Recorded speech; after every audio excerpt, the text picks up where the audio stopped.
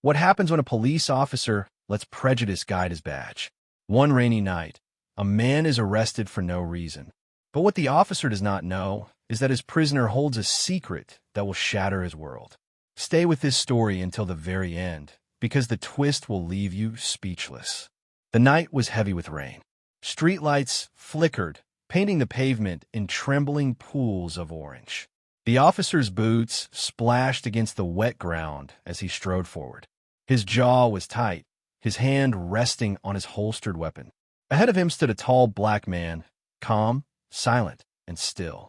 The man's coat was soaked, water dripping from the edges on the sidewalk. The officer's voice cracked the air, sharp and commanding. "Hands where I can see them." The man raised his hand slowly, his eyes fixed on the officer's face. Thunder rolled above, echoing against the brick buildings. The officer's fingers twitched, a restless energy moving through his body. He grabbed the man's wrist with unnecessary force, snapping the metal cuffs around him. The steel was cold, biting against skin already chilled by the storm. A passerby slowed, staring, then hurried away into the night. The officer's breath was uneven, his grip unrelenting, as if each gesture was fueled by something deeper than suspicion.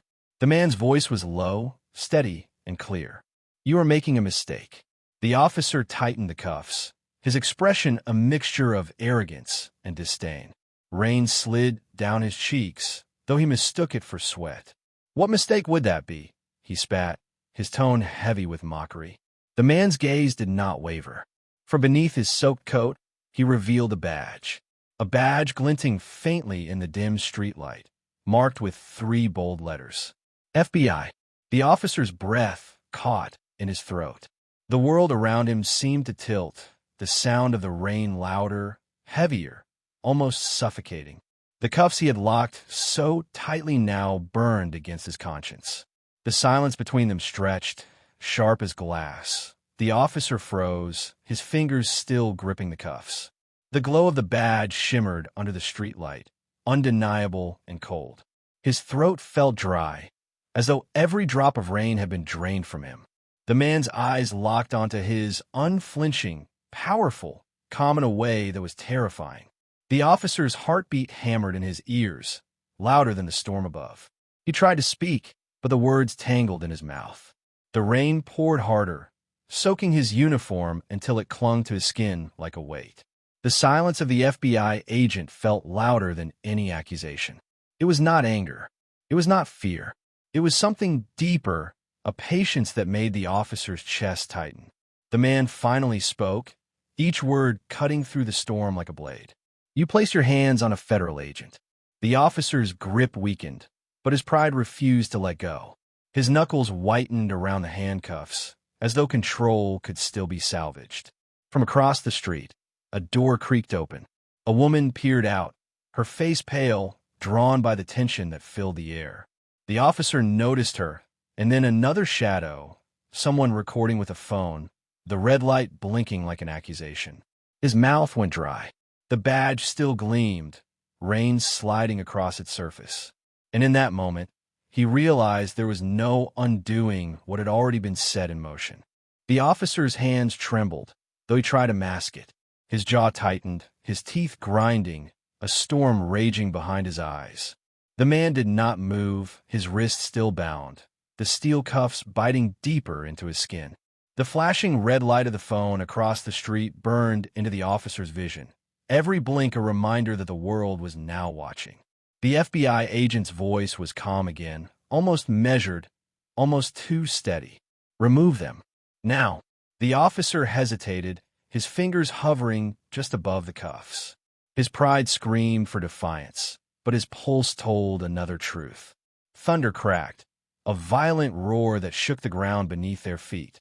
The woman at the doorway gasped, clutching her robe tighter as if the night itself had turned hostile. Another car slowed at the corner, headlights sweeping over the scene, illuminating the badge once more. The driver's eyes widened before the vehicle rolled away quickly into the darkness. The officer felt smaller with every second, as if the very rain pressed down to crush him. His voice finally broke free, raw and unsteady. You think that changes what you are? The FBI agent's gaze sharpened, his silence more dangerous than any threat. The officer fumbled for the key, his wet fingers slipping against the metal.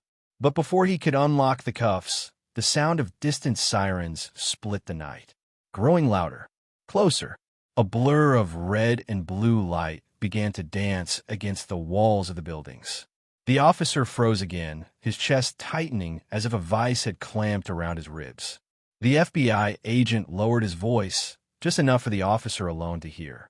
Now you will learn what a real mistake feels like. The sirens swelled until they were all around them.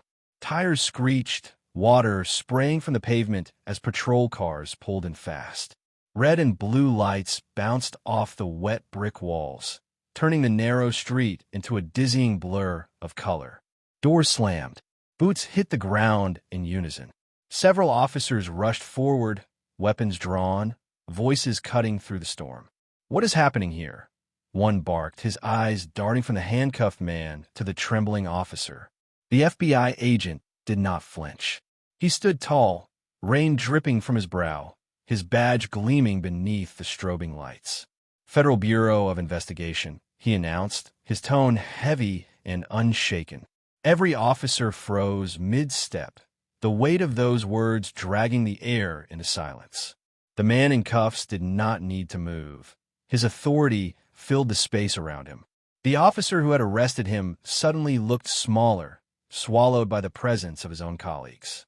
One of the arriving officers squinted, disbelief flickering in his eyes. "Is this true?" he asked, his voice uneasy. The FBI agent turned his head slightly, locking eyes with him. "You are looking at it." The silence stretched, broken only by the rain hammering on steel, glass, and flesh. All eyes turned back to the arresting officer. His face was pale now, stripped of the confidence that once fueled him.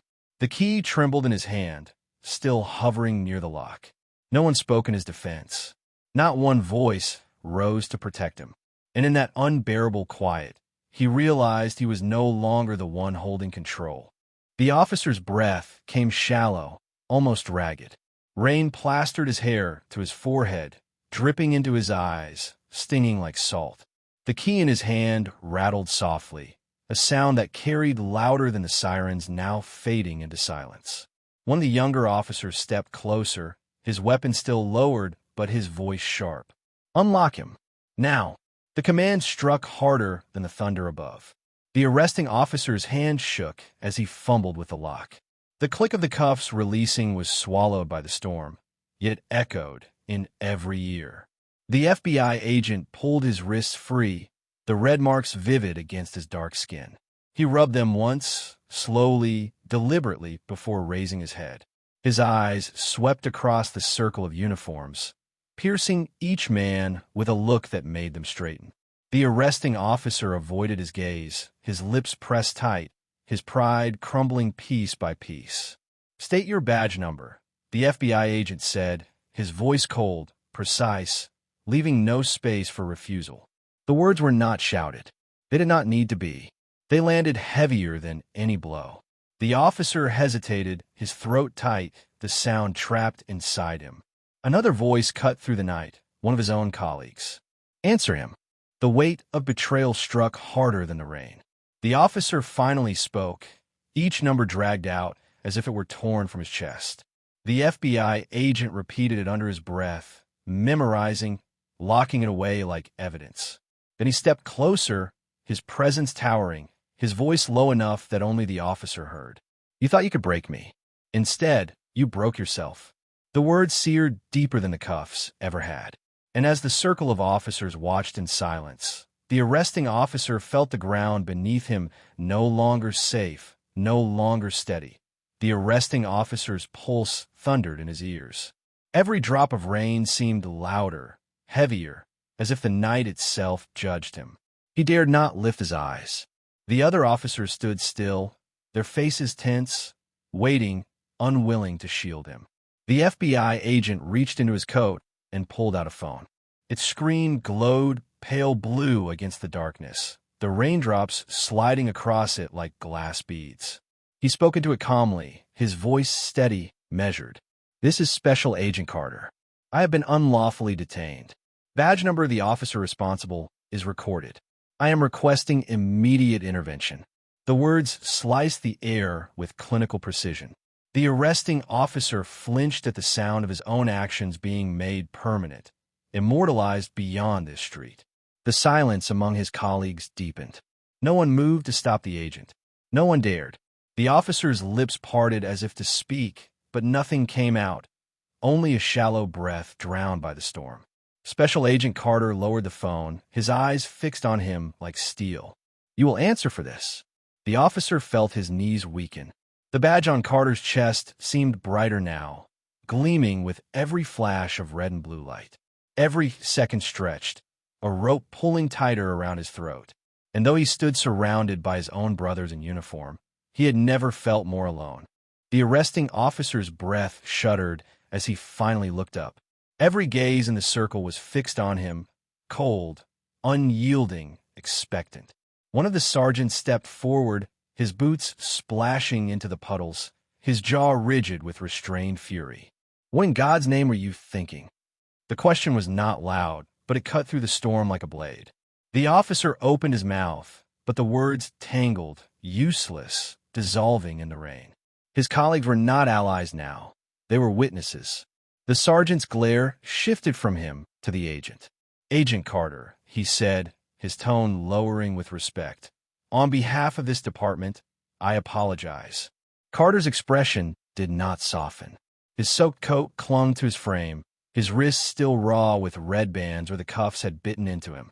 An apology will not erase what happened here, Carter said. The sergeant nodded once, shame flickering across his face. He turned sharply back to the officer, his voice cracking with command. Hand over your weapon. Now. The world seemed to freeze around him. The officer's hand drifted toward his holster, fingers trembling as they unlatched the strap. For the first time, the gun felt heavy, foreign, as if it rejected him. He pulled it free, the barrel glistening with raindrops, and placed it in the sergeant's waiting hand. A silence followed, so thick it pressed against every chest. The sergeant spoke again, quieter this time, but with finality. You are done for tonight. Step back. The officer staggered one step, then another, his boots dragging through the water. The circle of uniforms widened, as if to make space between him and themselves. And Agent Carter's eyes followed him, unblinking, steady, until the distance felt unbearable. The officer's retreat felt endless, each step heavier than the last. Rain blurred his vision, but it could not hide the faces around him. Every pair of eyes carried the same weight, disgust, disappointment, and something colder than anger. The sergeant tucked the surrendered weapon beneath his arm, his voice carrying across the circle. Agent Carter, we will file a full report immediately. Internal Affairs will be notified before dawn. The word struck the officer harder than any blow. Internal Affairs. The name alone drained what little strength remained in his body. Carter did not move, his posture unshaken, his silence commanding. The sergeant turned again, this time to the group of officers who had arrived with him. Document everything. Cameras, body mics, witness statements. Nothing leaves this street unrecorded. Phones lifted, pens scratched. The rain kept falling, but the air felt sharper, clearer, as if truth itself had carved open the night.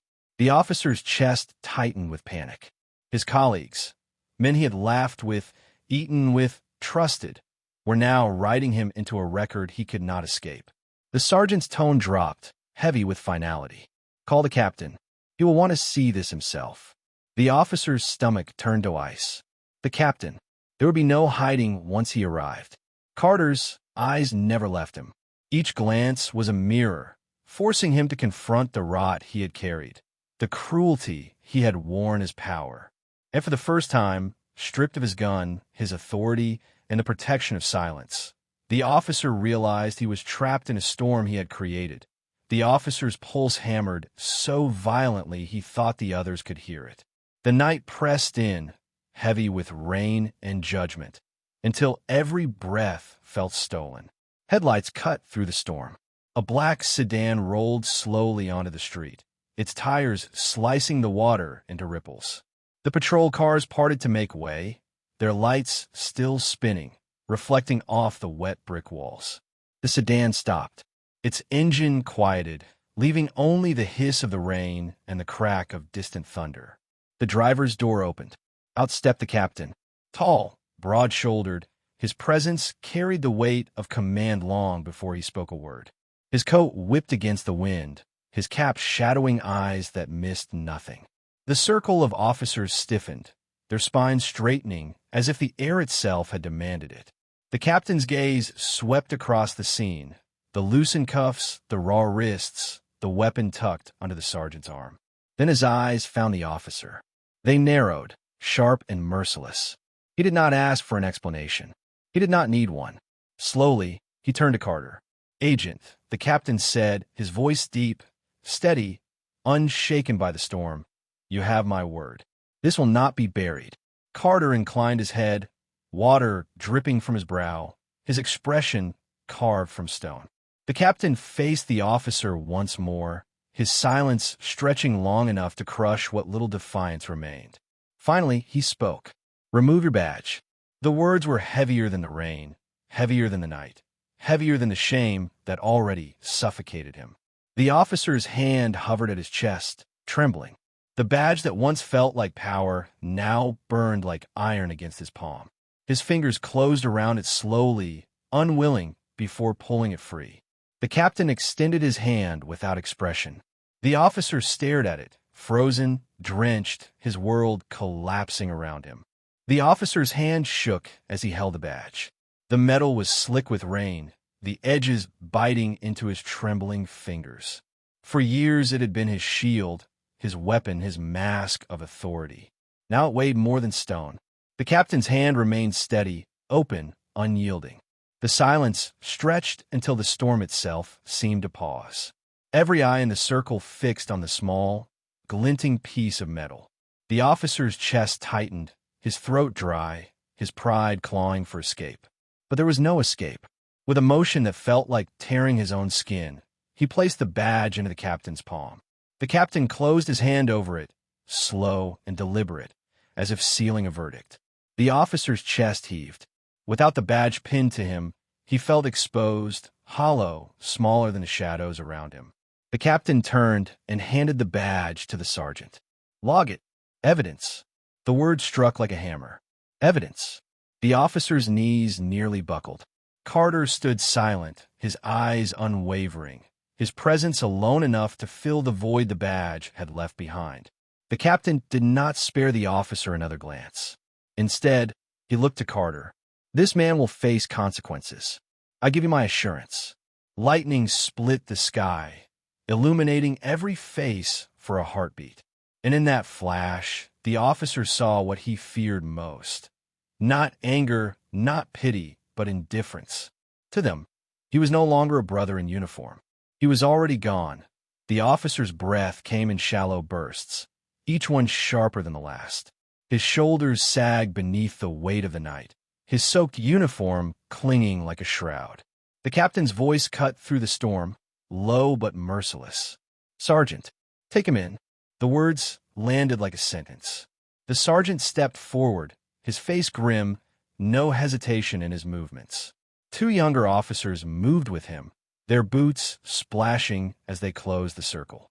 The arresting officer staggered back a step, his hands half raised, his lips parting with a desperate sound that barely left his throat. "Captain, please." The captain's glare silenced him before the words could form. The sergeant seized his arm, spinning him around with practiced force. Cold metal cuffs, the same kind he had once locked on others without thought, clamped down on his wrists. The sound of the ratchet echoed, sharp and final. A gasp came from the woman still standing at her doorway, her hand pressed to her mouth. Across the street, the phone recording the scene caught every movement, every humiliation.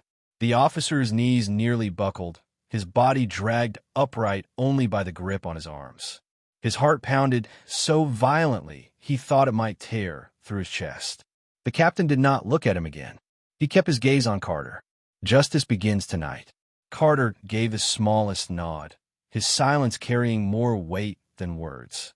The officer was pulled forward, stumbling through the rain, past the very men who once followed his lead. Not one of them met his eyes. Not one offered a word. And in the rhythm of the storm, he realized the sound of those cuffs would never leave him. The officer's boots scraped against the wet pavement as they dragged him toward the waiting patrol car. Each step splashed cold water up his legs, the puddles swallowing the sound of his breath. The cuffs bit deeper into his wrists with every stumble. The crowd had grown now, neighbors drawn from doorways, faces half lit by street lamps, their eyes wide with quiet disbelief. Phones were raised, red lights blinking like unblinking eyes, capturing his fall piece by piece. He felt their judgment pressing against him heavier than the rain. The patrol car door yawned open. The sergeant shoved him down, forcing his head low, and the officer collapsed into the back seat. The slam of the door sealed him in darkness. The windows blurred with streaks of water, but he could still see Carter's figure standing tall in the storm, unmoved, unwavering. The engine started. The car rolled forward, tires cutting through the flooded street. Inside, the air was suffocating, thick with the smell of wet leather and iron from his own wrists. His reflection in the glass stared back at him. Hollow eyes, rain-streaked skin, and a face stripped of everything it once commanded. For the first time, he felt powerless in the very cage he had forced so many others into. The sirens wailed again, pulling him deeper into the night, toward the station, toward the unknown weight of judgment. And all the while, Carter's eyes lingered in his mind, sharp, unrelenting, impossible to escape. The patrol car jolted as it hit a pothole, throwing the officer against the door. The cuffs dug deeper, the metal unforgiving against his skin. Outside, the storm raged, but inside the car the only sound was his own breathing, uneven, ragged, desperate. He pressed his forehead against the cool glass, watching the city blur past in streaks of red and blue. Every flashing light felt like a spotlight, exposing him, dragging his shame through the streets for all to see. His chest tightened, each inhale sharper than the last. He tried to steady himself, to summon the pride that once carried him, but it slipped through his fingers like water. Images flooded his mind, faces of men he had arrested, the cold eyes of those he had mocked, the silence of those who had endured him. Now he sat where they had sat. The irony burned deeper than the cuffs. The sergeant driving said nothing, his face hard in the mirror, refusing even a glance toward the back seat. The silence was worse than words. It carved into him deeper and deeper, until the storm outside seemed quieter than the storm within.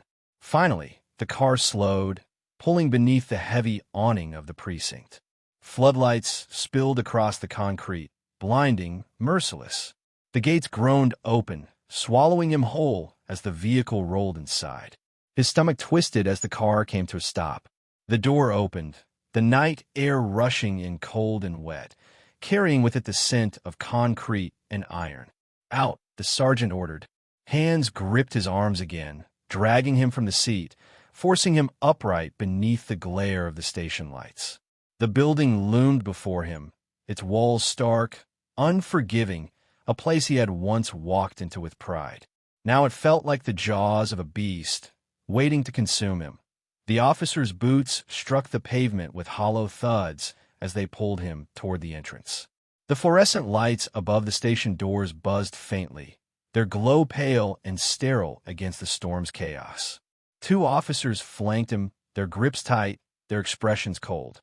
He could feel the eyes before he saw them. Behind the glass of the station lobby, uniforms gathered, faces pressed with disbelief, curiosity, and judgment. The doors hissed open. Warm, dry air rushed out, colliding with the chill of the rain, carrying the scent of paper, coffee, and iron. As he was dragged inside, the murmur of voices broke the silence. Some whispers were sharp with contempt, others heavy with disappointment. No one spoke to him. No one reached for him. The cuffs clinked with every step, each sound louder in the tile hallway than it had been in the storm outside. He passed desks where he had once stood tall, giving orders, barking commands.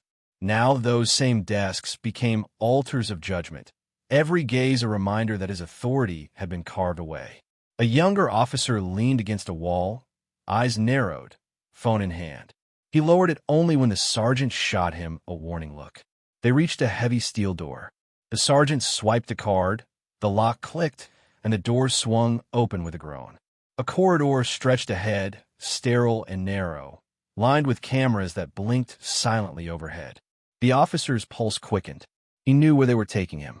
Every step deeper into the corridor felt like a descent, each echo of his boots swallowed by the walls. Another door waited at the end.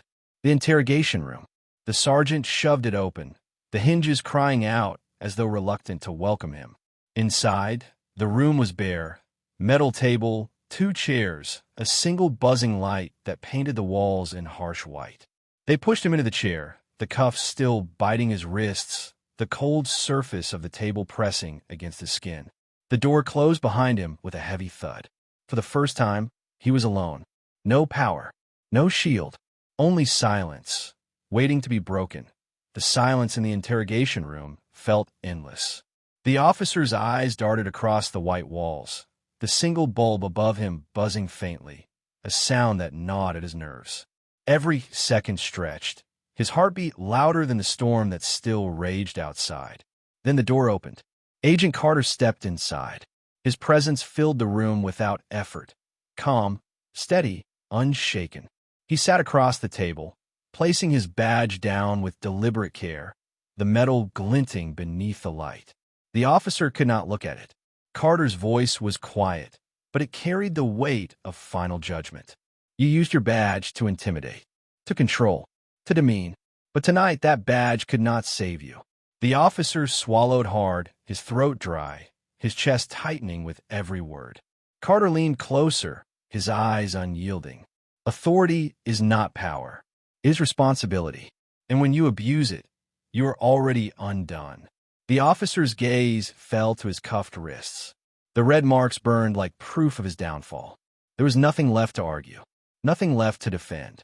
Carter stood, taking his badge from the table, his coat dripping faintly onto the floor. He looked down one final time. Justice does not stop at the door of a precinct. Remember that. Without another word, he left. The door closed with a sound that echoed through the room, heavy, final.